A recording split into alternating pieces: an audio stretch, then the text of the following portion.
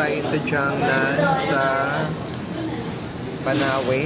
Yan. And tayo ay mag-hotpot with Jen.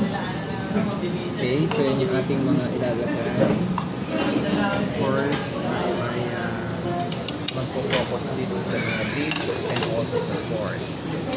Ang kinuha nating soup ay mild and spicy and also the original.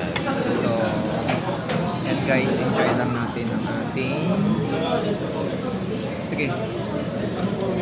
ating hot pot for today. Yan.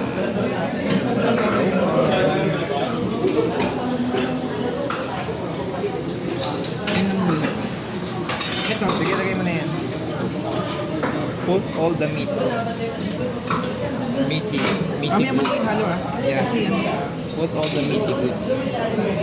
Of course, we'll try yung kanilang special sauce.